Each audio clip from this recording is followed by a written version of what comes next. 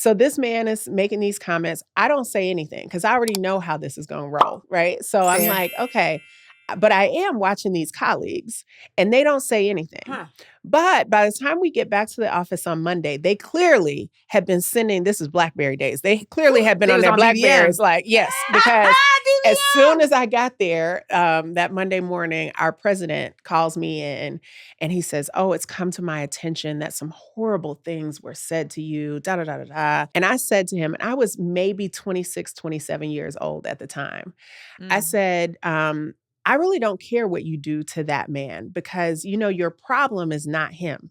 Ooh. He's one random racist man. Right. Your problem is a culture that actually allowed your entire staff to witness that and not step up and say anything. But then And they say it to each other. Oh, exactly. Now, I was 20. So to bring this back to Birmingham, I didn't even it never occurred to me not to say that. It never occurred to me. I know this. Yes. You know what I'm saying? Yes. It never occurred to me to not be that person. And that's because of Birmingham. Those are the things that I feel like, folks give me lots of credit. I hear all the time, oh, you're so courageous. Oh, you're this. And some of that might be true, but I'm also pretty naive to other things that people think are risky. I just I don't give people that much power over me. And I think when folks allow other people to wield that kind of power, they subvert themselves in ways that I think diminish their own power. Yeah, I have no idea what that's like being in Hollywood. I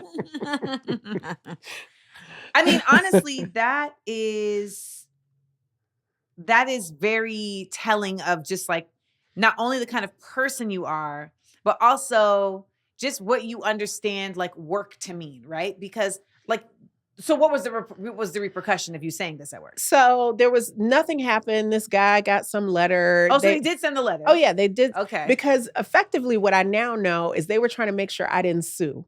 I wasn't smart enough at the time to think about it. I could have sued. I mean, I hear this story so much. We never think of going to HR. No, it was really hey, at this point, I already know I'm leaving this place. I had already planned an exit strategy. So I'm I'm already out. And what I'm going to do is leave you with some truth, whether you choose to hear it or not. That's up to you and the rest of these people in this organization. But I think what was more powerful is just being unafraid of just saying it and recognizing that, what's the worst you can do? Fire me and I can get another job. So in that, when we talk about restoring Black educators, I feel like so many Black educators don't feel that way. They actually don't feel like they can say what they want to say, and they don't feel like they can just get another job. And so it does become a very draining experience. Can you speak to that? Yeah. Because I have folks in my DMs girl, thank you for saying the things we can't say. Yeah. And I mean, here's the truth. Sometimes they're right. They can't say a thing, right? Especially if you're operating in these spaces that are extremely litigious and all this other, and let's be real, a lot of us are carrying the weight of families and other people on our backs. The thing that I felt super comfortable saying at 26 and 27 when I didn't have a mortgage or a child or whatever might be slightly different now. Right. So I just want to own that and say that as well. So what we're trying to do is create space for one, people, we often say we hold up mirrors. We want people to see themselves. We want people to return to themselves because this isn't about just getting a bullhorn to say any and everything. We want people to actually lean into the things that really matter to them. And you can't do that if you've been wearing a mask for so long that you don't remember exactly what matters to you in the first place. Right. So a lot of that heart and soul work is about tapping, getting people to tap into their own version of authenticity, not like authenticity as a brand, because right now that's what it starts to feel like, honestly. Definitely. But we also, I say to folks all the time, my greatest hope is to help people learn how to navigate spaces without being corrupted by them in order to dismantle them. So like, what are some tips? So I think tips and tricks. I do think that you have to learn what matters in your space. Like, what is success measured by?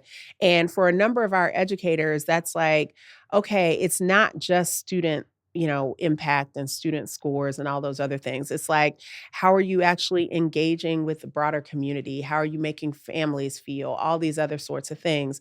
But you can do that in your own way. You don't have to, and what we're often actually helping our people to do is learn their own gifts and strengths and talents and think about, don't follow a cookie cutter approach that generally is what some white person has cooked up in the background.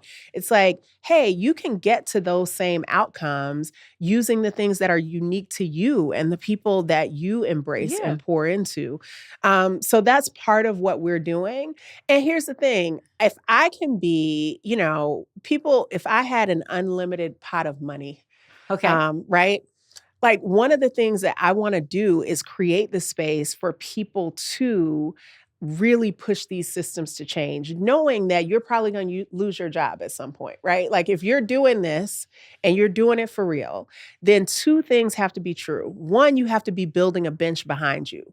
Like, because if you're going to really push the system, you got to actually have some people behind you, so that if and when you do have to make a choice that's like, hey, I'm going to say or do this thing that I know may get me pushed out, but it's okay because it's not about me. Right. It's about this work. And if I filled a pipeline of people, then that, right. But then it also requires that on the other end, you've got someone or some institution, that is invested enough in you that one failure or whatever won't be fatal. And it actually helps to propel you to whatever is the next thing. Now, that's like the ideal. Right. I was like, that's the vision. That's ideal. That is the vision. And in some cases, I am really proud of the fact that we've had people who have pushed the envelope, and then we've been able to help them start their own thing, right? It's like, hey, maybe what you're trying to do isn't going to fit within a system that was never designed to do that thing. And here's what we're going to do. We're actually going to connect you to people that can support you in doing that.